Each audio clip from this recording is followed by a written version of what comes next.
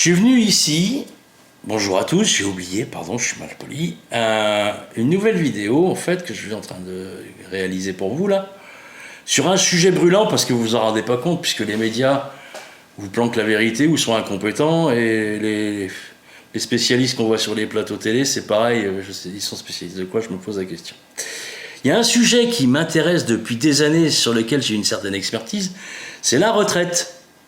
Et la retraite, je vous le dis, en France, ça va pas bien se passer. C'est pas comme on vous l'a expliqué.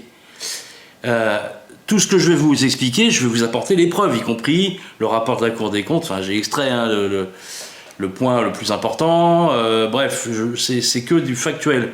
Tout ce que je vous ai expliqué, je vais vous le montrer après, je vais vous le démontrer, je vais vous le prouver. Voilà. Donc prenez le temps d'écouter si le sujet vous intéresse, parce que franchement, c'est pas neutre. Et notamment si vous êtes salarié, parce que je sais que les travailleurs indépendants comme moi, commerçants, artisans, profession libérale, on le sait depuis le début, et notre expert comptable nous le dit si jamais on l'a oublié, en général, ces gens-là commencent à épargner pour leur retraite très tôt. Pas sur le meilleur support, mais bon, c'est déjà ça, au moins ils font quelque chose. Et si vous êtes cadre, c'est encore pire, vous allez comprendre pourquoi après. Je vais tout vous expliquer en entrant dans les détails. Bon. Pourquoi je suis venu vous parler de ça? Parce que je vais vous donner des indices. Je vais vous donner des indices temporels. En 1981, il arrive à la fin de son mandat, mais Michel Rocard est Premier ministre. Et Michel Rocard, en 1981, écoutez bien quand même, calculez l'espace-temps que ça représente, sort le livre blanc sur les retraites. Le livre blanc sur la retraite en France, en alertant, en disant attention, dans l'avenir, on a un problème de financement. En 1981, qu'est-ce qui lui fait dire ça? C'est tout bête, il regarde la pyramide des âges de la France, le nombre de départs en retraite qu'il va y avoir, là on y est, là on y arrive, là on a commencé, là. C'est pour ça que je vous donne le deuxième indice après, vous allez voir pourquoi. C'est super important et ça se voit, il suffit juste de réfléchir. Donc en 1981, Michel Rocard alerte, il dit dans quelques années on ne pourra plus payer les gars, parce que là il y aura des départs en retraite massifs et derrière il n'y aura pas assez de cotisants, parce que je vous rappelle que le système de retraite en France, c'est un système par répartition. Ce sont les gens qui bossent, qui grâce à leur cotisation, et les entreprises d'ailleurs qui payent aussi, parce que le chef d'entreprise, il ne faut pas l'oublier, c'est un gros contributeur. Donc c'est les cotisants, les cotisations des gens qui bossent aujourd'hui, qui servent à payer en temps réel, la retraite des gens qui sont déjà à la retraite. Donc si vous avez des départs massifs, vous allez le voir, c'est pas une rigolade, je vais vous montrer la pyramide des âges de la France, ça va vous sauter aux yeux. Franchement, si c'est pas le cas, changez de lunettes ou achetez un télescope. J'ai mis des légendes sur le côté pour faire joli, vous allez voir, c'est vraiment impressionnant. Donc, on le sait depuis longtemps, on a un problème de financement, mais lié à la pyramide des âges de la France, c'est tout bête. Voilà. Et jusqu'à maintenant, nos dirigeants n'ont rien fait. Il y a eu un fonds qui a été créé, je ne sais plus quand, peut-être Hollande, enfin ça n'a même pas été alimenté. Il y a juste eu la réforme Balladur qui a changé le mode de calcul, qui est moins favorable, c'est des 25 meilleures années avant. Il est passé sur les 10 meilleures années, mais c'est une rustine, c'est rien du tout. Je leur en veux parce que c'est pas sérieux. Moi, je le sais depuis longtemps. Rocard, en 1981, sort un bouquin. Et en fait, allez, je vais pas développer, je vais parler de politique sinon, et c'est pas bien. Et je vais rester neutre, mais que ça soit de toutes couleurs politiques confondues, c'est pas sérieux de travailler comme ça. Voilà. Donc, premier indice, 1981. Mais deuxième indice, en 2017. En 2017, il y a des élections présidentielles.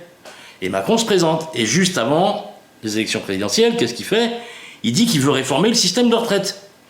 Je ne sais pas si ça vous alerte un peu les neurones, mais il n'y a pas plus impopulaire que de balancer un truc comme ça juste avant l'élection présidentielle. Pourquoi il fait ça? C'est très simple. Alors vous allez me dire, t'es audacieux Patrick. Oui, il y a les instances européennes, il y a les marchés financiers derrière. Je vais vous en parler juste après des marchés financiers, vous allez voir. Ça pique aussi. Il y a les marchés financiers, puis il y a la Commission européenne dont on est dépendant. Rappelez-vous ce qu'on a fait à la Grèce concernant son déficit. Bon. Nous, je vais vous montrer après, aussi l'état du déficit, c'est abyssal. C'est abyssal.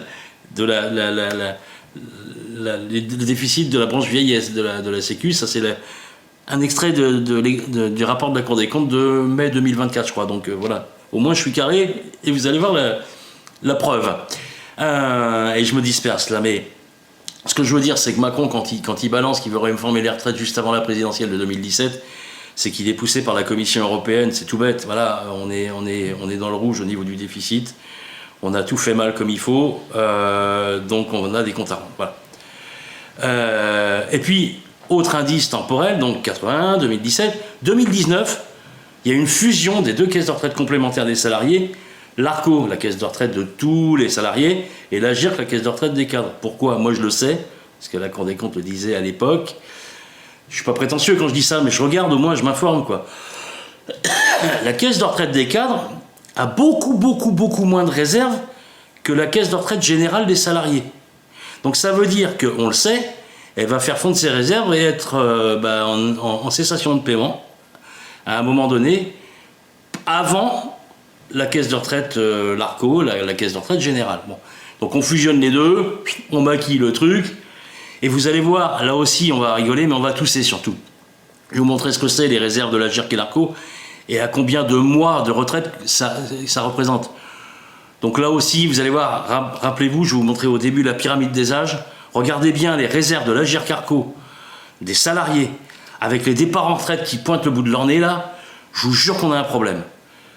Mais le problème, il va se régler parce que là, c'est tout récent. C'est tout récent, ça date du 7 juillet. Donc là, je crois, on est le 12 aujourd'hui. Hein, c'est ça, oui. Qu'est-ce qui va se passer donc le 7 juillet, il s'est passé un truc, parce que en France, on a 3000 milliards de dettes, minimum, hein, parce que est-ce qu'on nous a tout dit, je ne sais pas. Mais on va rester là-dessus, restons simples. 3000 milliards de dettes. Normalement, on est limité, rappelez-vous ce qu'on a fait à la Grèce, entre autres, il n'y a pas que la Grèce. Hein. Sur la réduction du déficit, on est limité à 3%, on est à plus de 5%. Et là, Bruno Le Maire vient d'annoncer, il a envoyé une lettre à tous les ministères pour des économies, ça commence à chauffer sévère, mais je sais pourquoi. Vous allez voir la note de la Commission européenne concernant la France, on a un petit problème. Donc on a dépassé les déficits, jusqu'à maintenant, on était bien vu, ça passait, mais là, il y a effectivement le 7 juillet, la Commission européenne qui alerte et qui nous impose de réduire notre déficit.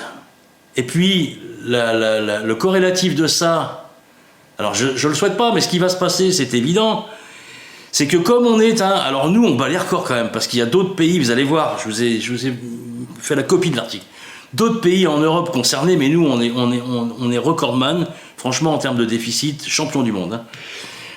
Donc ça va très mal se passer pour nous, et surtout, si jamais notre note est dégradée au niveau des marchés financiers, comme il faut qu'on emprunte chaque année pour... oui, on doit plus d'argent que ce qu'on rentre. Donc, il faut qu'on emprunte. C'est une course en avant. Et si jamais notre note est dégradée, l'argent qu'on va vous prêter, qu'on va nous prêter, on va nous le prêter plus cher, avec des taux plus élevés. Voilà. Sachant que, en plus, je ne sais plus si c'est 400 milliards ou 430 ou un truc comme ça, mais regardez, je crois que c'est dans ces eaux-là. Il y a une partie de la dette qui est détenue par des instituts privés comme BlackRock. Des grands humanistes. Hein. Donc, si jamais ça nous pète à la figure, on est mal. Et jusqu'à maintenant, on n'a rien foutu. Donc, quand Macron, je n'ai pas de sympathie pour le personnage, quand Macron propose une réforme des retraites, c'est que vraiment, il n'a pas le choix. Et là, en plus, sachant que, j'ai oublié de vous le dire, la dette fiscale fait partie de la dette de l'État. L'État, c'est deux choses. Le fiscal, la dette sociale, pardon, je suis bête. Je suis énervé, hein, ça m'énerve ce genre de sujet, mais... On est au cœur de mon expertise, mais personne n'en parle, c'est vraiment lamentable. Bref, donc préparez votre retraite et contactez-moi si vous voulez, j'ai des solutions. Et n'attendez pas, plus vous attendez, plus ça vous coûtera cher. Donc, la dette de l'État, c'est deux choses, le budget de l'État, c'est deux choses, c'est le fiscal, les impôts, toutes les formes, y compris la TVA, et le social, donc la branche maladie, la branche famille, les allocations familiales, trucs comme ça, et la branche vieillesse, la retraite et fonds de solidarité vieillesse pour les gens en grosse difficulté. Et là, on est mal, parce que vous allez voir qu'effectivement, dans le budget de la Sécu, la branche vieillesse est en déficit chronique. Et ça, c'est la Cour des comptes qui le dit, et je m'en doutais, le déficit va s'accroître. Voilà. Je vous montre tout ça en images. Vous allez voir, ça pique un peu les yeux. Restez bien attentifs. Je vous explique tout, preuve à l'appui. C'est parti. Donc voici ce que je vous ai promis, une analyse factuelle.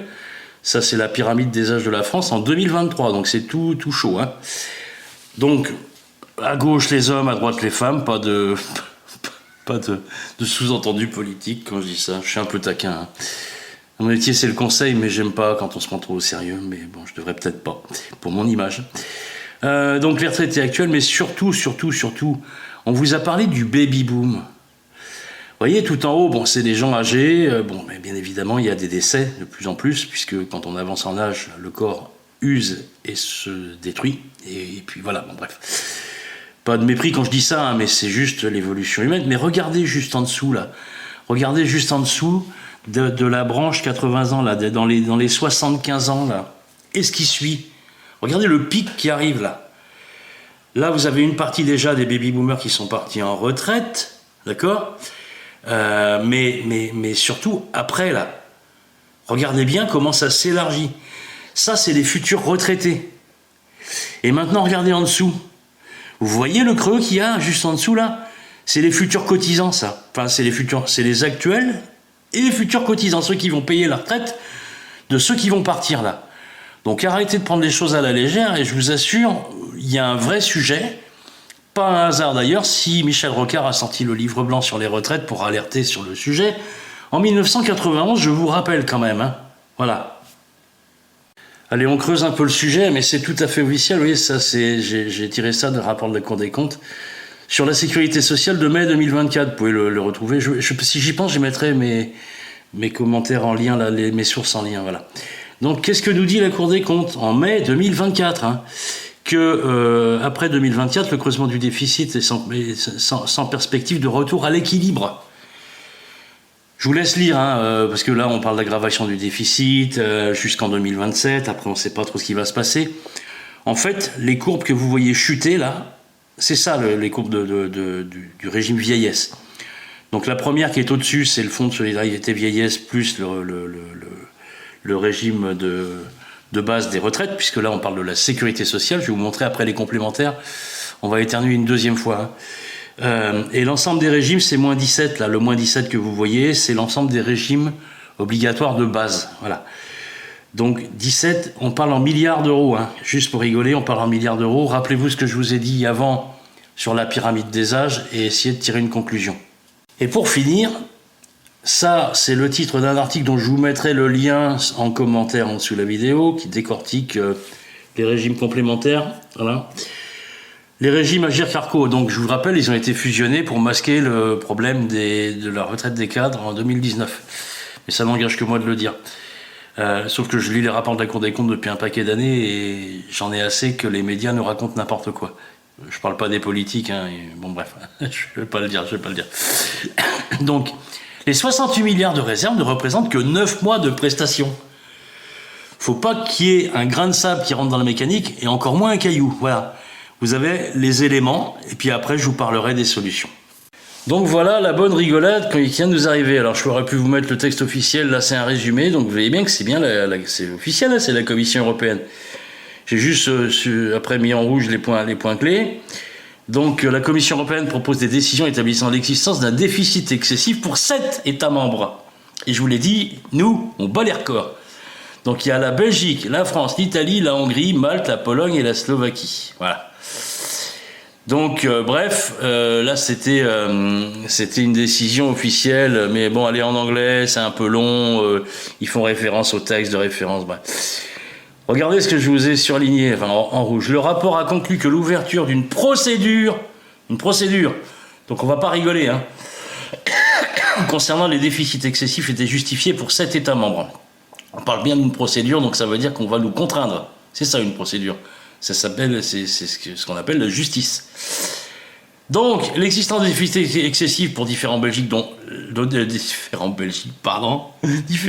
parce que le premier c'est la Belgique, mais la France, on est largement au-dessus du lot. L'étape suivante consiste pour le Conseil à se prononcer sur l'existence des déficits excessifs. Ben là, il n'y a pas photo, hein. Il n'y a pas à réfléchir beaucoup pour ces États membres. Et sur proposition de la Commission dans le cadre du paquet d'automne, j'en peux plus de ces gens, le paquet d'automne, a adopté sa recommandation concernant la trajectoire d'ajustement et le délai pour mettre un terme à la situation de déficit excessif. Donc on a bien, c'est des décisions qui vont être contraignantes. On parle de mettre un terme, on ne parle pas de réduire, on parle de mettre un terme à la situation de déficit excessif. Et nous, on est vraiment dans le rouge. Donc je vous assure que ça ne va pas rigoler, et que les économies, on va les faire à tous les étages. Avec tout ce que je vous ai dit avant sur la pyramide des... Enfin voilà, si vous n'avez pas compris, vous avez un problème et qu'il faut d'urgence, si vous avez les moyens, mais bougez-vous pour épargner pour votre retraite, contactez-moi, je sais faire. Non mais bon, en dehors de ça, en dehors de servir mes intérêts, arrêtez de prendre les choses à la légère et donnez un sens à vos investissements et la retraite. Vraiment, vous n'allez pas rigoler le jour où ça va vous arriver sur le coin du nez. Je vous ai montré toutes les preuves, voilà, je ne peux pas faire plus.